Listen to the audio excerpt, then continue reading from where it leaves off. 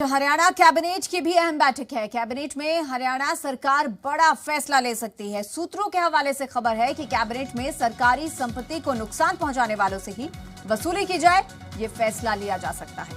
सूत्रों के मुताबिक आंदोलन और विरोध प्रदर्शन में सरकारी संपत्ति का नुकसान करने वालों की पहचान करके उनसे वसूली का कानून बनाया जाएगा। हरियाणा सरकार भी उत्तर प्रदेश सरकार की तर्ज पर उस नुकसान की भरपाई प्रदर्शनकारियों से ही करेगी। इसके अलावा कैबिनेट में बजट सत्र की तारीख पर मुहर लगना भी तय माना जा रहा है। साथ ही ओलंपिक खेलों में प्रतिभागिता करने वाले खिलाड़ियों को 5 लाख की राशि के अग्रिम भुगतान के लिए अधिसूचना जारी करवाने पर कैबिनेट की मुहर लग सकती है। तो इन फैसलों पर कैबिनेट की मुहर लगेगी। बजट सत्र की तारीख पर कैबिनेट की मुहर लगना तय है। ये कुछ एक मुद्दे हैं, कुछ एक अहम फैसले हैं जिन पर कैबिनेट की मुहर लग सकती है आज की इस बैठक के दौरान। सूत्रों के हवाले से ये जानकारी है। सरकारी संपत्ति को नुकसान पहुंचाने वालों पर अब सरकार सख्ती की तैयारी में है। यूपी की तर्ज पर कानून बनाने पर अब सरकार विचार कर रही है। जिस तरीके से उत्तर प्रदेश में कानून है, यूपी में नुकसान पहुंचाने वालों से जुर्माना वसूली और सजा का प्रावधान है, अब हरियाणा में भी कुछ ऐसा ही होने जा रहा है। और ज्यादा जानकारी के साथ हमारे संवाददाता विनोद लांबा हमारे साथ चंडीगढ़ से सीधा लाइव जुड़ गए हैं। विनोद, क्योंकि सबसे अहम बात है कि यूपी की तर्ज पर हरियाणा में भी ये कानून बनाया जा सकता है, ये फैसला लिया जा सकता है कि अब सरकारी संपत्ति को नुकसान पहुंचाया तो उसका खामियाजा भी भुगतना पड़ेगा। सबसे बड़ी चीज ये, उसके अलावा बजट सत्र को लेकर भी तारीख तय हो सकती है आज की इस बैठक के दौरान। और क्या कुछ मुद्दे हैं आज के? देखिए 13 मुद्दे लिस्टेड किए गए हैं जो कि लिस्टेड हैं और उनके डॉक्यूमेंट तैयार हो चुके हैं। उसके अलावा कुछ ऐसे मुद्दे होते हैं जो टेबल पर ऑन की जो कैबिनेट की बैठक होती है उसी समय रखे जाते हैं।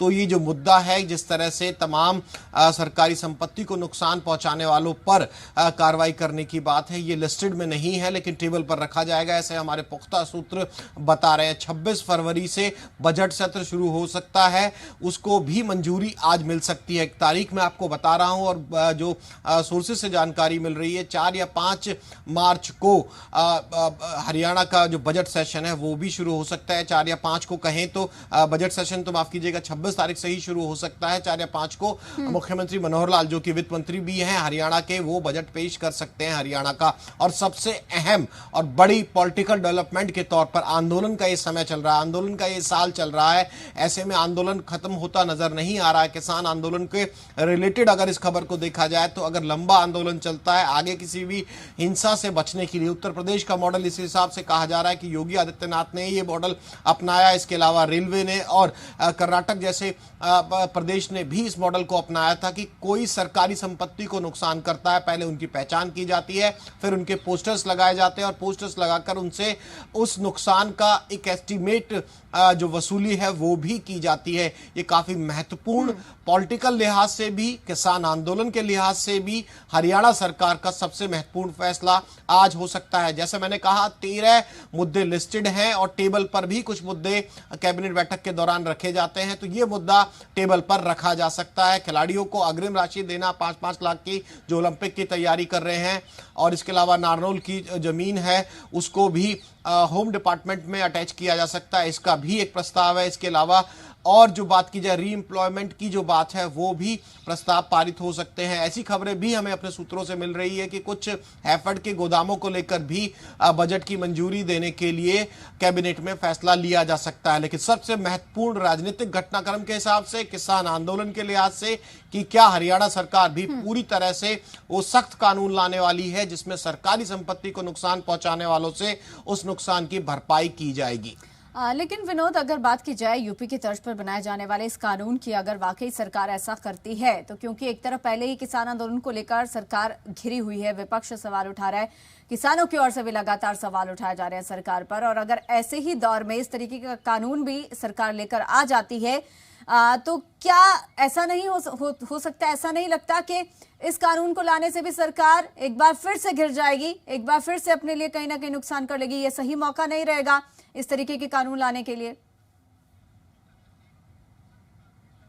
नहीं, बिल्कुल नहीं, ऐसा नहीं है। 26 तारीख को, 26 जनवरी को जिस तरह से दिल्ली में इंसिडेंट हुआ है, हरियाणा सरकार का रुख भी बदला है और उनकी सख्ती के तेवर भी नजर आते हैं। आपने देखा होगा कि जो चक्का जाम था उसके आदेश की कॉपी भी जी मीडिया के माध्यम से हमने दर्शकों के सामने सबसे पहले रखी थी और डीजीपी के जो आदेश आए थे, कहीं ना कहीं 26 जनवरी की हिंसा ने एक मौका दिया है सरकारों को, चाहे वो दिल्ली की सरकार हो चाहे हरियाणा की सरकार हो, कि ज्यादा सख्ती से निपटा जाए। किसान आंदोलन को सीधे तौर पर कोई नहीं हटा रहा है, लेकिन अगर उस जगह से हटकर कहीं बाकी जगह जाकर तोड़फोड़ करने जैसी घटना होती है तो ये कानून उन आंदोलनकारियों को इसमें बांधने का काम करेगा। आपने ये सवाल बिल्कुल ठीक पूछा है कि क्या इससे क्या किसान आंदोलनकारी और ज्यादा नहीं भड़केंगे, या फिर इसमें भड़कने का बात नहीं है। और एक इसको उदाहरण के तौर पर भी हरियाणा सरकार के बड़े मंत्री इस बात को समक्ष रख चुके हैं कि पश्चिमी उत्तर प्रदेश के नेता आकर हरियाणा में तो किसान महापंचायतें कर रहे हैं।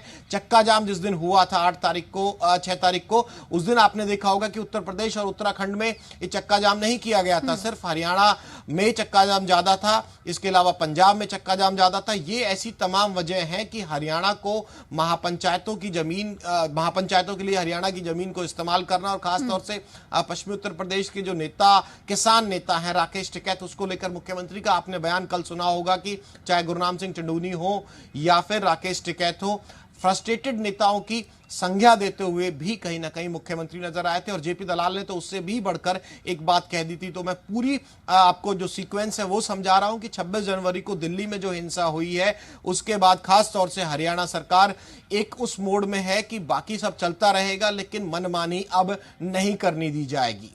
बिल्कुल विनोद, क्योंकि किसानों का मुद्दा है इस वक्त सबसे ज्यादा अहम है और ऐसे दौर में जहां हरियाणा के अंदर भी काफी ज्यादा प्रदर्शन हुए, कई बार कई मंत्रियों का घेराव हुआ, सरकारी संपत्ति का भी नुकसान हुआ, ऐसे में कहीं ना कहीं सरकार के लिए भी बेहद जरूरी है कि जो नुकसान हुआ है उसका भुगतान भी उन लोगों से करवाया जाए जो कि इसके लिए जिम्मेदार है। लेकिन दूसरा बड़ा फैसला सरकार का, ओलंपिक तैयारी के लिए जो खिलाड़ी लगे हुए हैं 5 लाख एडवांस मिल सकता है।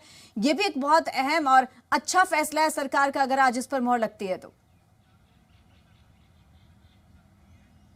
बिल्कुल अच्छा फैसला होगा और इसमें सीधे तौर पर यह देखने वाली बात है कि जो ओलंपिक क्वालिफाई कर चुके हैं हरियाणा के खिलाड़ी, उनको तमाम सीधे तौर पर 5-5 लाख की अग्रिम राशि, और ये महत्वपूर्ण इसलिए होता है कि जब आप जीत कर आते हैं तो तमाम इनामों की बारिश होती है, वो इनाम शोहरत के साथ आता है, लेकिन तैयारियों के लिए जो अग्रिम राशि चाहिए होती है, क्योंकि जो खिलाड़ी ओलंपिक खेलने जा रहा है जरूरी नहीं है कि उसकी माली हालत इतनी मजबूत हो और वो सारी तैयारियों को सुचारू रूप से कर पाए। ऐसे में यह अग्रिम राशि उनके लिए काम आ सकती है। लेकिन स्पोर्ट्स नीति की बात की जाए, खेल नीति की अगर हरियाणा की बात की जाए, अब बजट सेशन में खेल नीति पर भी चर्चा होगी, वो भी रखी जाएगी।